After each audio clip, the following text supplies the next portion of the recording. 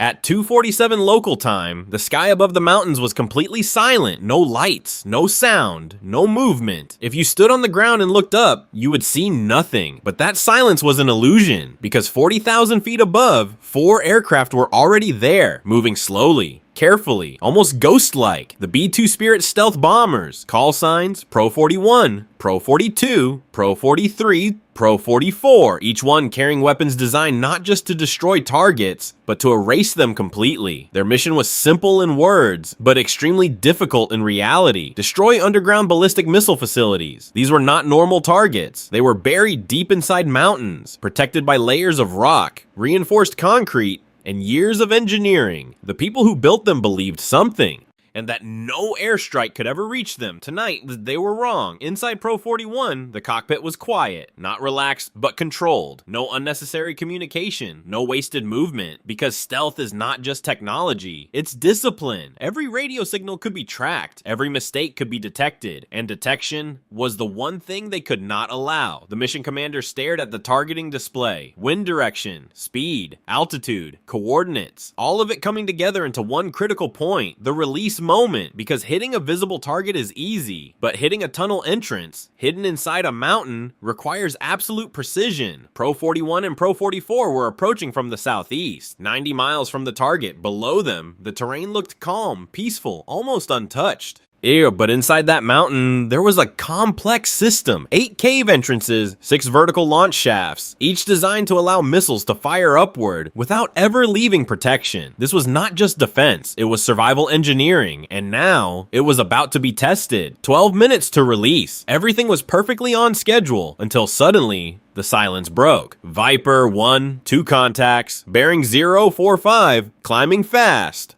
2 MiG-29 fighters, scrambling from a nearby airbase, heading directly toward the mission zone. Inside the B-2, no one reacted outwardly, but internally, everything changed, because the B-2 has one major weakness. It cannot defend itself. No missiles, no guns. It survives by not being seen. And now, someone was trying to find it. Radar was not the problem. The B-2 is designed to defeat radar, but the MiG-29 had something else. Infrared search and track, IRST, a system that ignores stealth completely. It doesn't look for shape, it looks for heat. And 4 engines pushing a massive aircraft, cannot be perfectly hidden. If those MiGs got close enough, they might detect it. And was already too much risk. That's why they were not alone. 2 F-22 Raptors were already in position. Call signs, Viper 1, Viper 2, the moment the MiGs appeared. They turned, fast, precise, deadly. At 60 miles, they locked both targets. The MiG still saw nothing. No warning, no signal, just empty sky. And then, Viper 1 did something unexpected. He went active, on purpose. Inside the MiGs, their warning systems lit up instantly. Both pilots reacted.